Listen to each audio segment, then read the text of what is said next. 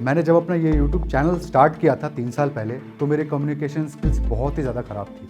मैं ठीक से बात भी नहीं कर पाता था। आप मेरे कॉन्फिडेंस का हिसाब लगाइए कि कॉन्फिडेंस कितना नीचे हो गया होगा। मेरा एटीट्यूड नेगेटिव हो चुका था उस वक्त, लेकिन मैंने अपने सक्सेस को फेल्यूर में कन्वर्ट कर दिया सिर्फ अपने एटीट्यूड की वजह से। इस इंसिडेंस के बाद मैंने और थोड़ी सी मेहनत स्टार्ट की और जितनी भी चीज़ें मैंने अपनी लाइफ में अचीव की हैं, इन 3 स्किल्स की बदौलत की हैं। सबसे पहले स्किल है, हेलो एवरीवन। आप में से काफ़ी लोग मुझे जानते होंगे और बहुत ज़्यादा लोग नहीं जानते होंगे। तो मेरा नाम है निखिल ठाकुर। मैं नो और निखिल यूट्यूब चैनल, वेबसाइट और ऐप का फाउंडर हूँ। मेरे यूट्यूब चैनल पे ऑलमोस्ट 1 मिलियन सब्सक्राइबर्स हैं और मेरे ऐप ने रिसेंटली 5 लाख डाउनलोड्स कंप्लीट किए हैं। तो आज मैं जोश टॉक पे क्यों आया हूँ? आज मैं यहाँ पे आपको वो 3 स्किल्स बताने के लिए आया हूँ जिन्होंने मेरे लाइफ को बहुत ज़्यादा चेंज किया है। इन स्किल्स की वजह से ही मैं आज यहाँ पे खड़ा हूँ, ये टॉक दे रहा हूँ और जितनी भी चीज़ें मैंने अपनी लाइफ में अचीव की हैं, इन 3 स्किल्स की बदौलत की हैं। तो मैं आज के इस वीडियो में इन तीनों बातों को आपको एक्सप्लेन करूँगा। और इस वीडियो में हम स्किल्स की बात करते वक्त एक टेक्निक का यूज़ करेंगे जो कि है सेल्फ एनालिसिस। हम इसके अंदर अपने आप को मार्क्स देंगे। मैं आपको नहीं देख सकता कि मैं आपको एनालाइज करके मार्क्स दूं, तो आप अपने आप को मार्क्स देने वाले हैं आउट ऑफ 100 कि इस स्किल्स में आप कितने अच्छे हैं। और कमेंट करके आप मुझे बताओगे कि आप अपने आप को कितना बेटर समझते हो इन तीनों स्किल्स के अंदर। तो चलिए स्किल्स को देखते हैं। सबसे पहले स्किल है कम्युनिकेशन स्किल। नेक्स्ट हमारे स्किल है एटीट्यूड। थर्ड स्किल मैं आपको इस वीडियो के लास्ट में बताऊंगा और सबसे इंपॉर्टेंट स्किल थर्ड स्किल ही है। तो चलिए सबसे पहले स्किल से स्टार्ट करते हैं। सबसे पहला स्किल है कम्युनिकेशन। बहुत ज़्यादा ओवररेटेड है। सब लोग इसके बारे में बात करते हैं, कम्युनिकेशन स्किल से XYZ चीज़ें होती हैं, लेकिन कम्युनिकेशन स्किल कितनी ज़्यादा इंपॉर्टेंट है इसको मेरे से ज़्यादा कोई नहीं समझ सकता। मैंने जब अपना ये यूट्यूब चैनल स्टार्ट किया था 3 साल पहले, तो मेरे कम्युनिकेशन स्किल्स बहुत ही ज़्यादा ख़राब थी। मैं ठीक से बात भी नहीं कर पाता था। कैमरे को देख के मुझे डर सा लगता था कि यार इसके अंदर पता नहीं कितने लोग बैठे हुए हैं। मैं एक शब्द भी नहीं बोल पाता था। लेकिन मैंने थ्रू आउट जो मैंने मेहनत की, जो मैंने अपने कम्युनिकेशन स्किल को इम्प्रूव किया, उसी की वजह से मेरा चैनल आज के डेट में खड़ा है। कम्युनिकेशन स्किल का मतलब क्या होता है? अच्छी कम्युनिकेशन का मतलब क्या होता है? क्या अच्छी कम्युनिकेशन का मतलब ये है कि किसी एक लैंग्वेज में आपकी बहुत अच्छी पकड़ है? जी ऐसा नहीं है।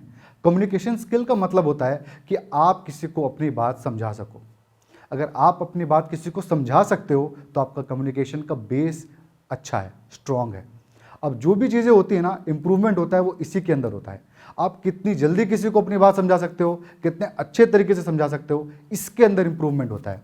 लेकिन बेसिक स्ट्रक्चर कम्युनिकेशन का किसी को समझाना ही है। और इसी की वजह से मेरा चैनल ग्रो किया। मैं बहुत ज़्यादा हकलाता था, मेरी कम्युनिकेशन स्किल अच्छी नहीं थी, लेकिन फिर भी मेरा चैनल ग्रो किया। किस लिए किया? क्योंकि मैं लोगों तक अपनी बात पहुंचा पाया, मैं लोगों को समझा पाया जो मेरी फीलिंग्स थी। तो कम्युनिकेशन स्किल बहुत इंपॉर्टेंट है, इसको इग्नोर मत करिए। अगर इसको आप अचीव करते हो तो सिर्फ करियर में नहीं, यूट्यूब में तो है। यूट्यूब में तो ऑलमोस्ट हर यूट्यूबर से आप पूछोगे, कोई भी इस चीज़ से डिनाई नहीं करेगा कि उसके चैनल का जो सक्सेस है 70 to 80% उसके कम्युनिकेशन स्किल की वजह से है। और मेरे जैसे चैनल का तो 80 to 90% है।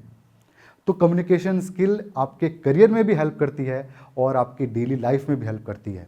तो कम्युनिकेशन स्किल आपको बहुत ज़्यादा हेल्प करेगी थ्रू आउट आपके लाइफ में। तो मैं कम्युनिकेशन स्किल में खुद को कितने मार्क्स देता हूँ? तो मैं कम्युनिकेशन स्किल में खुद को आउट ऑफ 100 20 मार्क्स देता हूँ। मुझे लगता है कि मैंने बस स्क्रैच किया है अभी सरफेस कम्युनिकेशन स्किल का, और बहुत लंबा अभी सफ़र तय करना है। बहुत ज़्यादा अभी इंप्रूवमेंट करने का स्कोप है मेरे अंदर। मुझे कमेंट करके ज़रूर बताएं। अभी के अभी मैं 5 सेकंड दे रहा हूँ, मुझे कमेंट करके बताएं कि आप अपने आप को कितना स्कोर देते हो। तो आई थिंक आप लोगों ने अपने आप को स्कोर दे दिया होगा। अब हम आते हैं हमारे सेकंड स्किल के ऊपर। हमारा सेकंड स्किल है एटीट्यूड। एटीट्यूड मेरे ख्याल से कम्युनिकेशन से भी ज़्यादा इंपॉर्टेंट है। ऑलमोस्ट हर कोई बड़ा आदमी जो भी होगा आपको एटीट्यूड के बारे में बात करता हुआ दिखेगा। बेसिकली एटीट्यूड है क्या? एटीट्यूड है the way you think, feel and behave.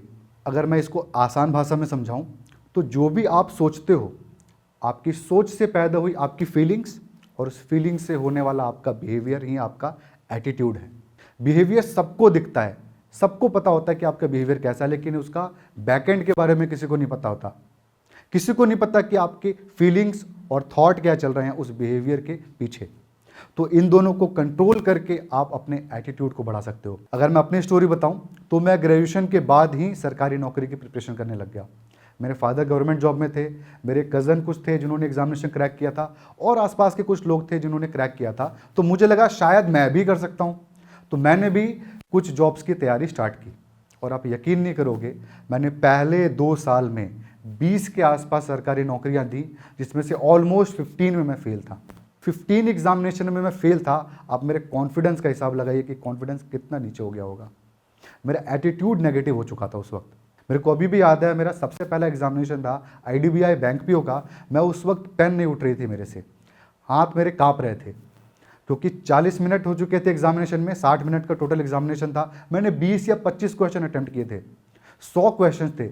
मैं गारंटीड फेल था, मुझे पता था मैं फेल होने वाला हूँ। तो ऐसे सिचुएशंस आपके एटीट्यूड को नेगेटिव कर देती है, आपके एटीट्यूड तोड़ देती है, जिसका खामियाजा मैंने बाद में भुगता। जब मैं सारे एग्जामिनेशंस में फेल हो रहा था, तभी LIC ADO का फॉर्म आया।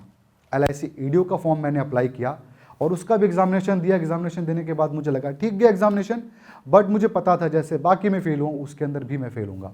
उसका रिजल्ट आया। रिजल्ट के दिन पापा बोले रिजल्ट देखने चले जाओ। उस वक्त ऑफलाइन रिजल्ट चेक करना होता था, तो वो रिजल्ट मैं चेक ही करने नहीं गया। मैंने पापा को बोला कि मैं पापा फेल हो चुका हूँ, बिना चेक किए हुए बोला कि मैं फेल हो चुका हूँ। मुझे इतना कॉन्फिडेंस था अपने फेलियर के ऊपर।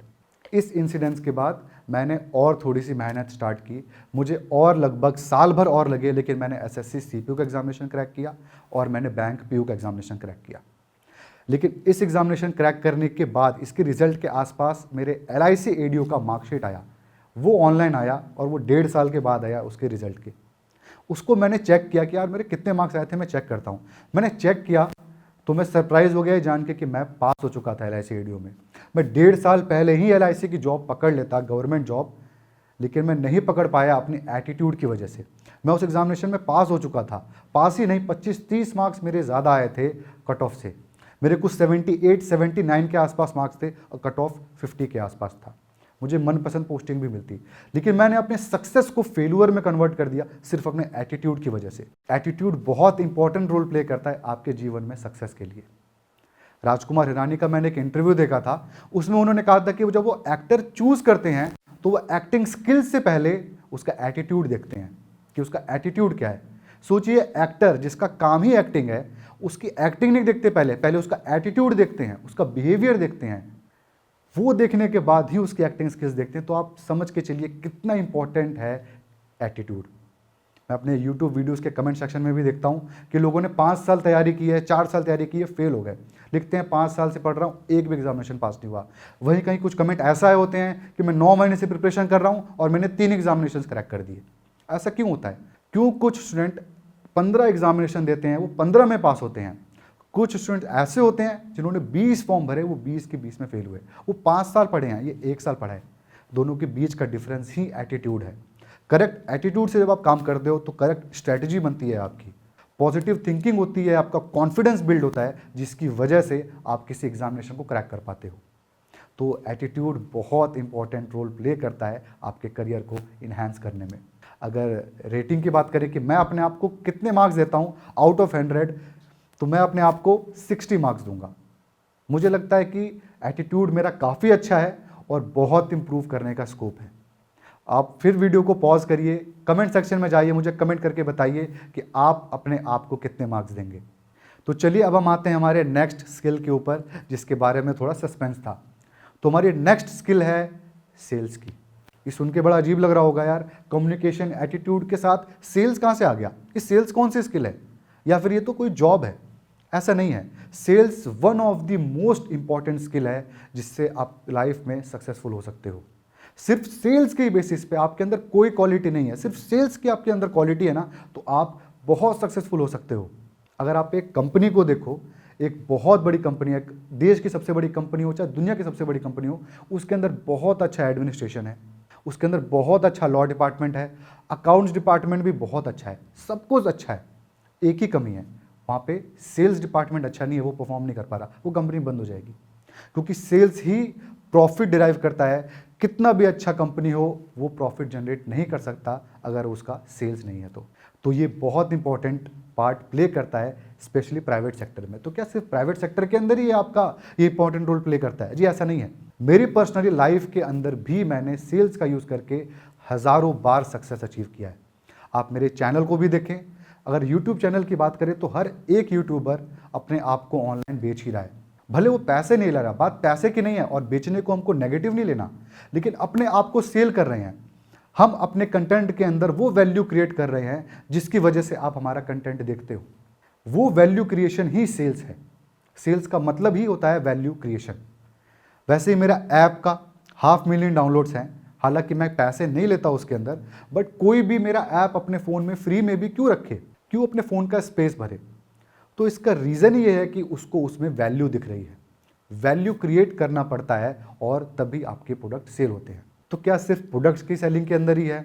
जी नहीं, एकेडमिक्स के अंदर भी सेल का इंपॉर्टेंस उतना ही है। अगर मैं अपनी लाइफ की बात करूं तो मुझे एग्जैक्टली याद है कि 11th क्लास में मैं था और मैंने डेरिवेशन लिखा था न्यूटन्स सेकंड लॉ का। मैंने करेक्ट डेरिवेशन लिखा था, 5 मार्क्स का क्वेश्चन था, मुझे 2 मार्क्स मिले थे। मैंने टॉपर्स का चेक किया आंसर, उनको 5 में से 5 मार्क्स मिले थे। हम दोनों के आंसर एग्जैक्टली सेम थे, डेरिवेशन एग्जैक्टली सेम था, फिर भी मार्क्स में डिफरेंस था। आखिर क्यों? उसको 5 मार्क्स कैसे मिले? उसको 5 मार्क्स इसलिए मिले क्योंकि उसने बहुत खूबसूरती से प्रेजेंट किया था। उसने पूरे डेरिवेशन को डिफाइन किया था और हर वर्ड का एब्रीवेशन भी लिखा था। इसको बोलते हैं वैल्यू क्रिएशन।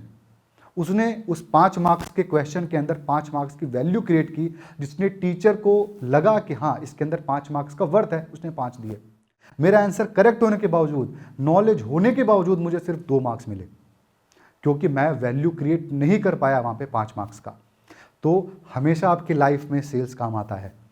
इस स्किल को जब मैंने सीखा, 12th में मुझको ज्ञान नहीं था, ग्रेजुएशन में भी ध्यान नहीं था, लेकिन जब मैं पोस्ट ग्रेजुएशन कर रहा था तो मुझको याद था कि वैल्यू क्रिएट करना है मुझे अपने आंसर के अंदर भी। मतलब मुझे वो आंसर लिखना है जो मुझे टीचर को चाहिए, टीचर को उसके अंदर वैल्यू दिखना चाहिए, तभी वो आपको मार्क्स देगा। और आपको जान के अजीब लगेगा कि मैं अपने पोस्ट ग्रेजुएशन के अंदर सिर्फ 1 दिन पढ़ाई किया हूँ। एग्ज़ाम से पहले मुझे सिलेबस का भी कोई आइडिया नहीं कि क्या सिलेबस है, कुछ भी नहीं पता, और मैंने सिर्फ 1 दिन पढ़ाई की और मैं एग्जामिनेशन देने गया और मैं पूरी यूनिवर्सिटी में सेकंड था। कॉलेज की बात नहीं कर रहा, मैं पूरी यूनिवर्सिटी में सेकंड लेके आया था सिर्फ 1 दिन की पढ़ाई करके। क्यों? क्योंकि मैंने आंसर वो लिखे जिससे टीचर मुझे मार्क्स दे। ये होता है पावर ऑफ सेल्स। सेल की पावर एकेडमिक्स में भी काम आती है, लाइफ में भी काम आती है, हर जगह काम आती है। सेल की जो है अपने आप में एक ऐसी क्वालिटी है कि सिर्फ इस क्वालिटी के बलबूते पे आप सक्सेस पा सकते हो। वैसे ही एटीट्यूड भी एक ऐसी क्वालिटी है जो आपको सक्सेस दिला सकती है। तो सेल्स की क्वालिटी में आप कितने मार्क्स देंगे अपने आप को, मुझे कमेंट सेक्शन में ज़रूर बताएं। मैं आपको 5 सेकंड का टाइम दे रहा हूं और ज़रूर मुझे कमेंट करके बताएं। मैं अपने आप को कितने मार्क्स दूंगा? तो मैं अपने आप को भी 60 मार्क्स दूंगा सेल्स के अंदर। मुझे लगता है सेल्स के टेक्निक को यूज़ करके मैंने काफ़ी कुछ अचीव किया है और बहुत कुछ अचीव कर सकता हूँ। आई होप आपको तीनों स्किल्स से कुछ ना कुछ वैल्यू ज़रूर मिला होगा। लेकिन अगर आपके मन में डाउट है अभी भी कि मैं अपने आप को कितने मार्क्स दूं, तो यहाँ पर मैं आपको एक टेस्ट के बारे में बताना चाहता हूँ, जोश रिक्रूटमेंट टेस्ट। ये एक बहुत ही यूनिक और बहुत ही अच्छा टेस्ट है जिसके अंदर आप अपने आप को चेक कर सकते हो इन तीनों स्किल्स के पैरामीटर्स पे कि आप कहाँ खड़े हो। और इससे भी अच्छी बात यह है कि जो टॉप 100 कैंडिडेट्स होंगे, जिनके टॉप 100 रैंक आएंगे, उनको गारंटीड सेल्स की जॉब दी जाएगी 5 से 8 लाख के पैकेज में, जो कि बहुत ही अच्छी अपॉर्चुनिटी है। यही नहीं, अप टू 300 रैंक के स्टूडेंट को भी ट्राई किया जाएगा कहीं ना कहीं प्लेस करने का, लेकिन 100 की तो गारंटी है। जो ये जॉब प्लेसमेंट्स होंगी वो आपकी दिल्ली एनसीआर और बेंगलोर में होगी, लेकिन इसको अप्लाई आप ऑल ओवर इंडिया कहीं से भी कर सकते हो। तो आई होप आप इस जॉब का फ़ायदा ज़रूर उठाओगे, इस अपॉर्चुनिटी का फ़ायदा ज़रूर उठाओगे। तो मुझे उम्मीद है कि आपको मेरे इस टॉक से कुछ ना कुछ फ़ायदा ज़रूर मिला होगा और आप उस रिक्रूटमेंट टेस्ट को भी ज़रूर अवेल करेंगे। उसकी लिंक मैं कमेंट सेक्शन में पिन कर दूंगा। तो बस यही था आज के वीडियो में। आई होप आपको इस वीडियो से कुछ फ़ायदा मिला होगा। अगर आपको इस वीडियो से फ़ायदा मिला है तो आप इस वीडियो को लाइक ज़रूर करें, कमेंट करें अपने डाउट को, और अगर आपको ऐसे और वीडियोज़ देखने होंगे तो इस चैनल को और मेरे चैनल को भी ज़रूर सब्सक्राइब करें। इस वीडियो के बारे में अपनी राय नीचे कमेंट सेक्शन में हमें बताएं और अपने दोस्तों के साथ ये वीडियो शेयर करना ना भूलें।